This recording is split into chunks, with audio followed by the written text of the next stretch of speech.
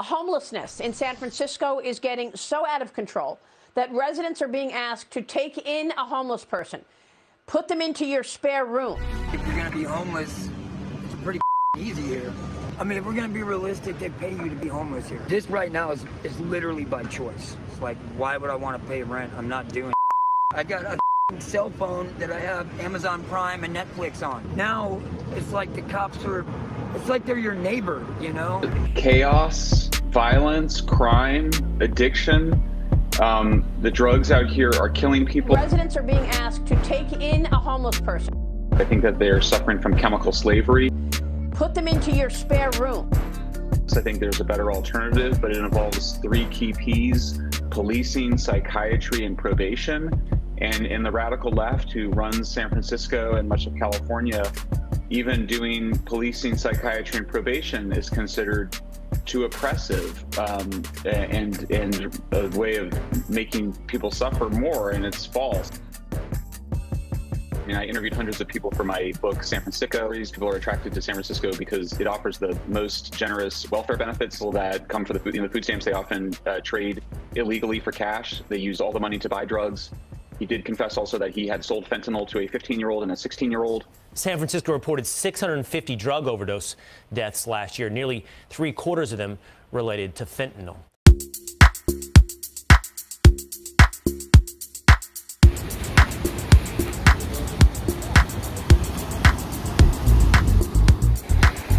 Welcome back to the show. So glad that you found my backup to Anna's Thoughts and Musical Parodies here at Anna Speaks Out. Thank you for being here.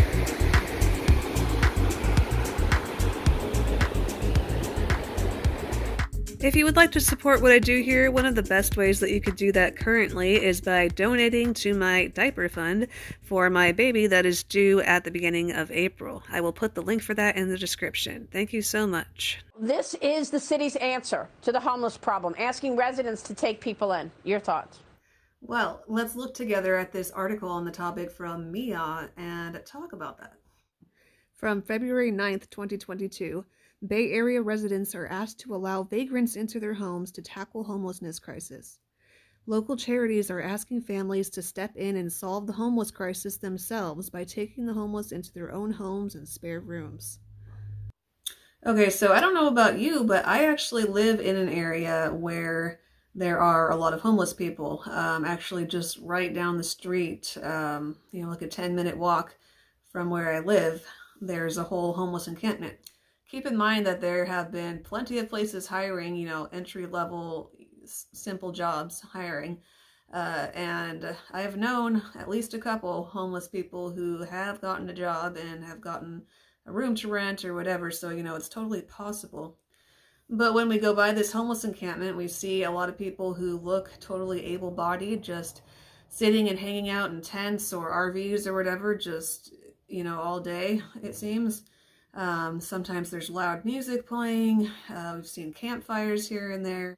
And there are also at least a couple of people who I've seen regularly who are either, on drugs, like probably meth or, something like that makes you act hyper and kind of crazy. Or they're just, severely mentally disturbed, who I see regularly around our local grocery store. So these are the homeless people who are hanging out in our neighborhood. Clearly, a lot of these types of people would not be safe to have around children or, a female who lives alone or with a child. But even if you are a, male who is, capable of taking care of yourself and protecting yourself, why would you want to bring a crazed drug addict into your home or somebody who has the capability of getting a job and could walk to the place of employment from their campsite, but they just choose not to, probably because they are on drugs. I actually used to work with this guy who I ran into one time by the train station in my city a few years ago now, and he told me that the reason why he is homeless is because he was addicted to heroin. So why would you bring them into your home rather than put them in a treatment center? Or, why would you put yourself at risk or enable them to just keep being lazy when they could already have a job. You know, I've known people who were living on the streets and they got a job and they got off the streets within like a month. So it just doesn't make sense to me at all. And they say that some of these schemes are reportedly offering little to no compensation. According to the Daily Mail, there are an estimated 30,000 homeless in the 5-county Bay Area. Gosh, that really is quite a staggering number when you think about it. It's not that big of an area, I don't think. You know, like when you think about 30,000 people, I think they're in somewhat of a condensed area, and they're all homeless. That's just insane.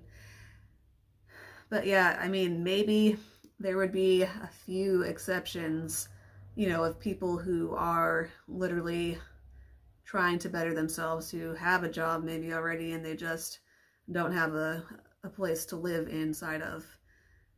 You know, maybe you could use extreme wisdom and discernment and give those people a place to stay.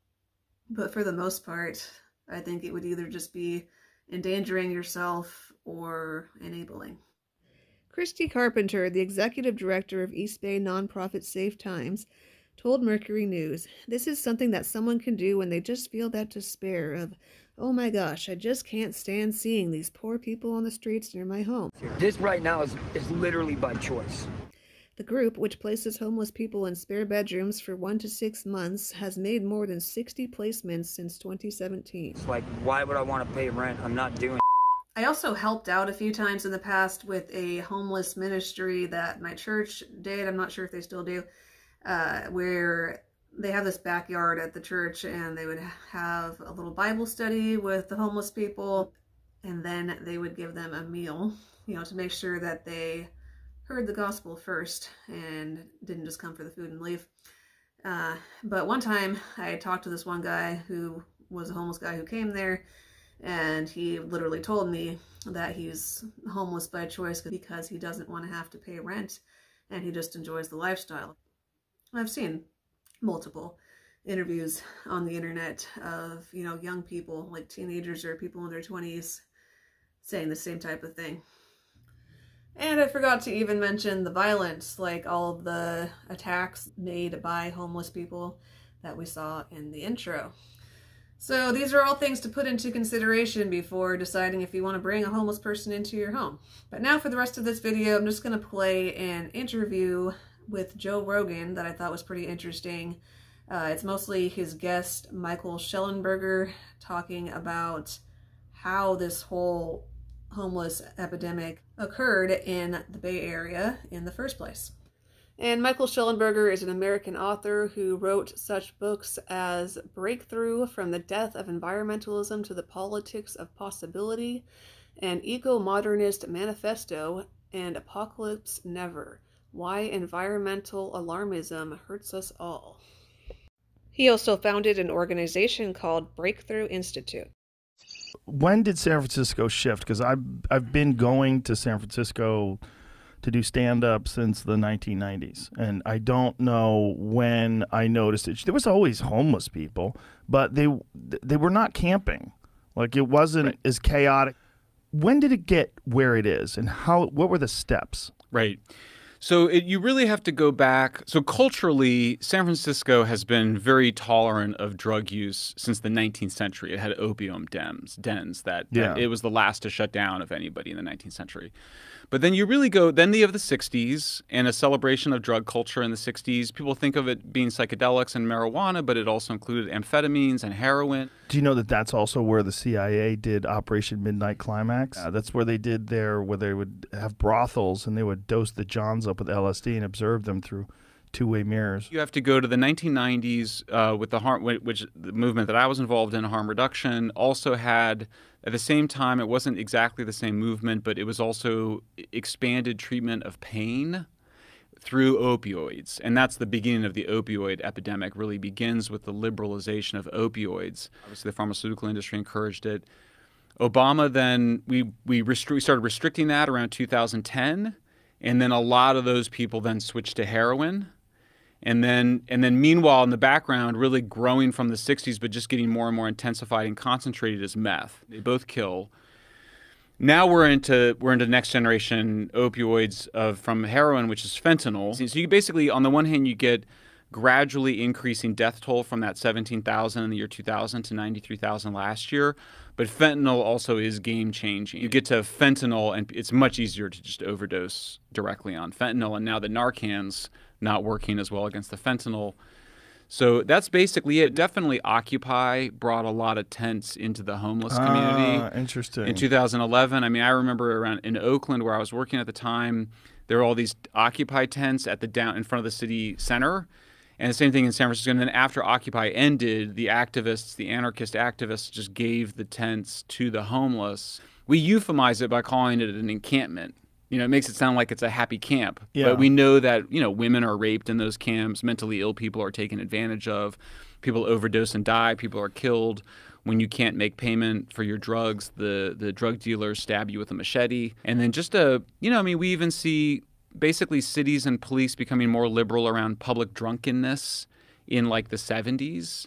And the 1980s, when homelessness really emerged, you mentioned comic relief. I mean, comedians actually did a real disservice on this issue. You know, Billy Crystal, Whoopi Goldberg, Robin Williams, by suggesting that homelessness was a problem of poverty.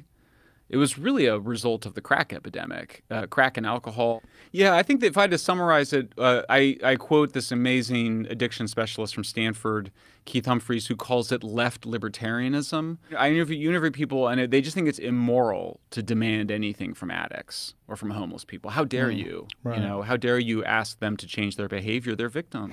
Thank you again so much for being here today. Since you liked the video enough to make it all the way to the end, don't forget to click the thumbs up and share with somebody else who would also enjoy. Leave your comments below and we'll all have a conversation. If you really liked it, check out the link in the description for several different ways that you can support and get some cool stuff for yourself or a friend or a loved one. Have a wonderful night, afternoon, morning, evening, whatever time zone you are in, and I will see you next time. Bye.